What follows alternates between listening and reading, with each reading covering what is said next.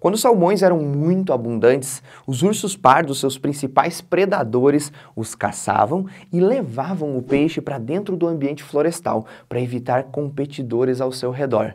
Por lá eles comiam a barriga do salmão, cheia de ovas e muito nutritivas, e largavam as carcaças do animal lá no solo florestal. O que acontece hoje é que nós não temos tantos salmões assim na natureza, e por isso o urso pardo não pode se dar ao luxo de comer apenas a barriga do salmão. Ele tem que comer o peixe por inteiro, e com isso ele não larga a carcaça lá no ambiente florestal. Pesquisas indicam que a queda do número de salmões nos rios tem causado também uma queda da quantidade de nitrogênio disponível no solo florestal, o que impede a renovação das plantas. Eu me chamo Guilherme, eu sou professor de biologia e te convido. Vem comigo!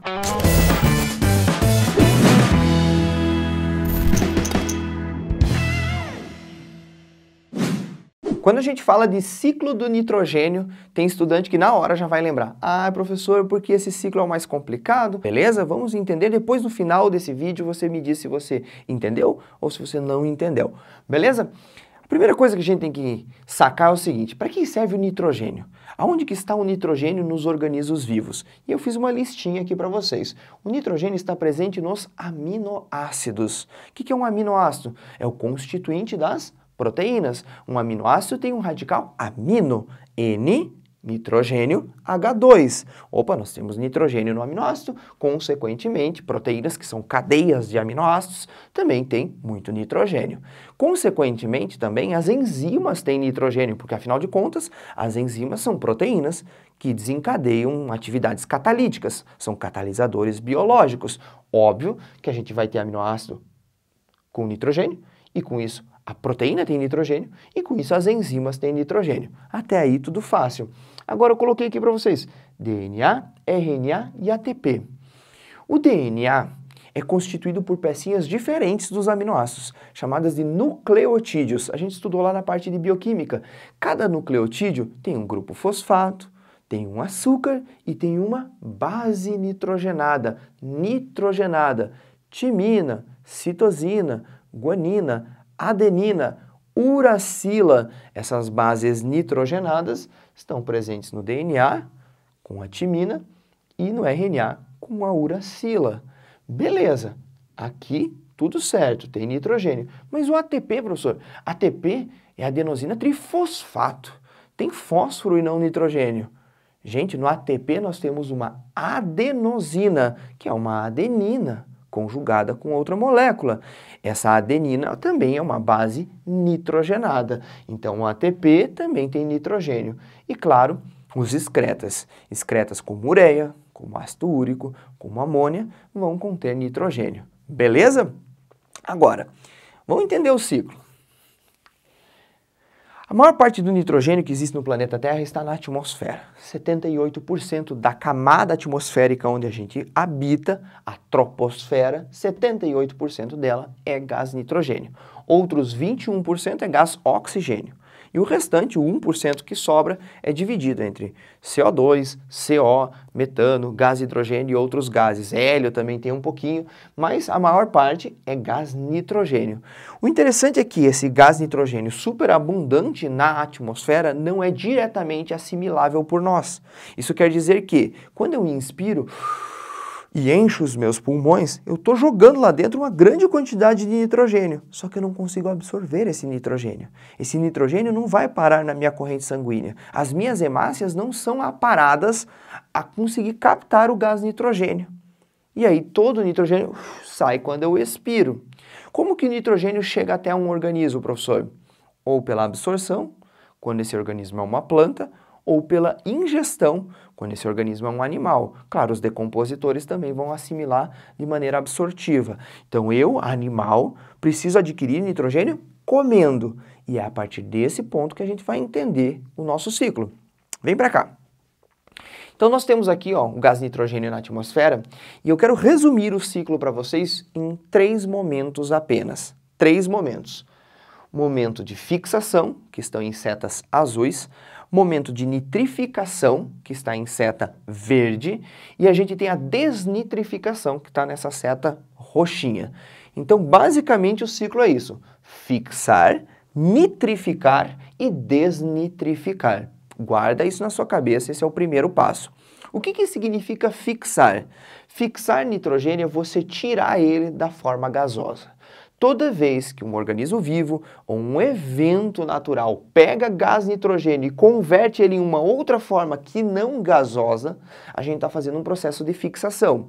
Essa fixação pode ocorrer através de descargas elétricas. Quando a gente tem chuvas muito densas, com água, gás nitrogênio em meio a essas nuvens, descargas elétricas, a gente vai ter um negócio muito parecido com aquilo que a gente estuda lá na origem da vida. Lembra da origem da vida que formaram lá os coacervados? Beleza, se formam compostos a partir desse gás nitrogênio. Mas que compostos? A amônia. Então, fixar é pegar o gás nitrogênio e converter ele em amônia. Existe a fixação abiótica por meio de descargas elétricas, mas essa não é a mais cobrada. A mais lembrada é a biológica, fixação biológica. E existem duas formas que são bem importantes para nós. A fixação que depende de leguminosas e a fixação biológica direta por bactérias. Quem são leguminosas? Olha só, leguminosa, pessoal, para a botânica, é toda planta que tem um frutinho do tipo vagem. Uma vagem é um fruto que tem sementes em série, sementes em fileiras. E esse fruto, normalmente, quando maduro, vai se abrir. Quem que é leguminosa, prof? O feijão, que nasce dentro de uma vagem, a própria vagem, a lentilha, a ervilha, o amendoim também é uma leguminosa. A gente tem árvores leguminosas como o angico, como o ingá. Existe um monte de planta leguminosa. Inclusive, pessoal, o símbolo do nosso país, o pau-brasil, é uma leguminosa também. Ela tem um fruto do tipo vagem. Então, ela é uma leguminosa. Ah, professor, mas dá para comer pau-brasil? Gente, esquece aquela ideia de que legume é chuchu, é batata, é cenoura. Legume para botânica é vagem. Tem uma vagem? Então é um legume. Beleza, as leguminosas lá nas suas raízes se associam com bactérias chamadas de Rhizobium. Essa você não vai esquecer, porque bium quer dizer que vive e rhizo quer dizer raiz, ou seja, uma bactéria que vive na raiz. Na raiz de quem, professor? Na raiz das plantas que têm vagem, das plantas leguminosas.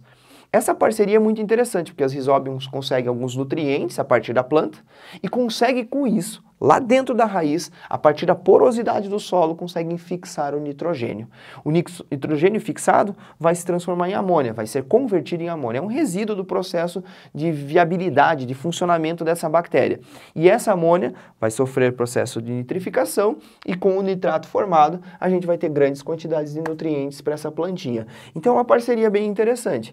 A bactéria fica protegida e recebe nutrientes lá na raiz das leguminosas, em contrapartida fixa o nitrogênio e aumenta a quantidade de nitrato disponível no solo, com isso favorecendo a nutrição da planta. Agora, aqui você tem a Rhizobium. Existem também fixações diretas, sem a participação das leguminosas. É o caso da fixação feita por Azotobacter. Azoto, inclusive, pessoal, é a mesma coisa que nitrogênio. Se a gente for falar de nitrogênio lá em Portugal, em português de Portugal, eles não falam nitrogênio, eles falam azoto. Azoto, inclusive, tem a ver com azedo. Alguns compostos nitrogenados são azedos no paladar. Então, as Azotobacter, que são bactérias que convertem em nitrogênio, vão pegar o gás nitrogênio atmosférico pela porosidade do solo e vão se utilizar desse gás como fonte primária de oxidação e geração de energia para poder produzir o seu próprio alimento. São bactérias quimiosintetizantes e, como resíduo, vão liberar amônia. Além da Azotobacter, lembre de algumas cianobactérias. Essas cianobactérias são importantes no ambiente aquático. A gente está falando de terra, mas no ambiente aquático a gente tem a Anabena e tem a Nostoc. Nostoc, inclusive, vai se associar a alguns tipos de pteridófitas de uma maneira bem parecida com as Rhizobium. Beleza? Então, esse é o processo de fixação. Fixação com leguminosas, você já sabe quem que é, a partir de bactérias chamadas de Rhizobium, aquelas que vivem na raiz, e também temos as Azotobacter, as Anabenas e as Nostoc. A gente vai pegar o gás nitrogênio e convertê-lo em amônia. Agora, cuidado. Às vezes aparece no vestibular, ao invés da amônia, o íon amônio, NH4+. É o mesmo composto com um prótonzinho a mais, um H+. Beleza, NH4 mais ou amônia, vai aparecer dessas duas formas no vestibular, está iniciando o processo de nitrificação. Esse composto chamado amônia, ele pode ser absorvido por plantas também, só que ele é super tóxico, ele não é legal para as plantas. Então, dentro do ciclo, a gente tem que convertê-lo em outros compostos. A gente vai pegar essa amônia, vai se utilizar de processos oxidativos, por meio dessa energia de oxidação, a bactéria consegue produzir o seu próprio alimento e gera um resíduo. Que resíduo é esse? O nitrito. Notem que a nitrificação, que eu desenhei em verde aqui para vocês, é dividida em dois momentos, nitrosação e nitratação. São dois eventos, pessoal. Nitrosação é realizado pela nitrosomona, não tem como errar. Nitrosação, nitrosomona, bem fácil. Não esquece, a nitrosomona converte a amônia em nitrito. Só que o nitrito também é absorvível pelas raízes de plantas, com um pouquinho menos de eficiência, só que ela é bem tóxica, ela não é legal para as plantas. Então a gente vai ter mais uma bactéria envolvida, a bactéria que vai pegar o nitrito e converter em nitrato, que é o composto assimilável. Que bactérias são essas? As nitrobacter, que vão fazer o processo de nitratação. Então cuidado, nitrosação são as nitrosomonas, você não vai esquecer, são as 6 primeiras letras iguais. As nitrobacter realizam a nitratação. Os dois processos juntos são processos de nitrificação. E aí você tem o nitrato. Nitrato, pessoal, já é assimilável pelas plantas, ou seja, ele consegue ser absorvido, e ele vai parar lá na plantinha, vai ser utilizado para a fabricação de aminoácidos, proteínas, DNA, RNA, ATP, excretas e tudo mais. Excretas não, que a planta não tem esses excretas nitrogenados, mas tudo bem. Os vegetais vão absorver o nitrogênio na forma de nitrato e os animais vão comer o vegetal, adquirindo também nitrogênio. Ótimo. Só que tem um detalhe. Nitrato se acumula bastante no solo. Existe muito nitrogênio na atmosfera, existe muito rizóbio, existe muito azotobacter, existe muita formação de amônia, de nitrito e de nitrato. Parte desse nitrato é absorvido pelas plantas. E o resto? O resto fecha o nosso ciclo. Afinal de contas, a gente precisa falar de um ciclo. Tem que ter início, e esse início tem que acabar nele mesmo. O fim, perdão, tem que acabar lá no início. Olha só, esse nitrato é convertido em gás nitrogênio por bactérias chamadas de pseudomonas, que são bactérias que realizam um processo de respiração anaeróbia. Essas pseudomonas, pseudos são falsos, né? Realizam um processo de desnitrificação, que vai pegar o nitrato e reconverter em gás nitrogênio. Só que tem mais uma coisinha para a gente finalizar esse ciclo. Você deve ter visto um pontilhado ali no meio. A amônia não vem só por processos de fixação. A amônia também vem por amonificação, vem por processos de decomposição. Quando essa planta morrer, ou quando ela liberar galhos, folhas, quando esse animal morrer, ou quando ele liberar fezes, urina, pelos, pedaços do seu corpo, tudo isso vai ser decomposto. E os compostos que são decompostos vão gerar amônia. Então você tem duas vias de entrada de amônia no ciclo e uma via de saída para gás nitrogênio. Beleza? Eu espero que vocês tenham gostado dessa aula. Ela é um pouco complexa assim, mas diz aí, você conseguiu entender? Sinceramente, eu espero que você tenha gostado dessa aula. E se sim, por favor, dê o seu like, inscreva-se no canal caso você ainda não seja inscrito e compartilhe essa aula com os seus amigos. Isso é uma maneira simples e completamente gratuita de você apoiar um projeto que visa oferecer todas as aulas de biologia do ensino médio a todos os estudantes interessados nessa disciplina no Brasil e, quem sabe, em até outros locais do mundo.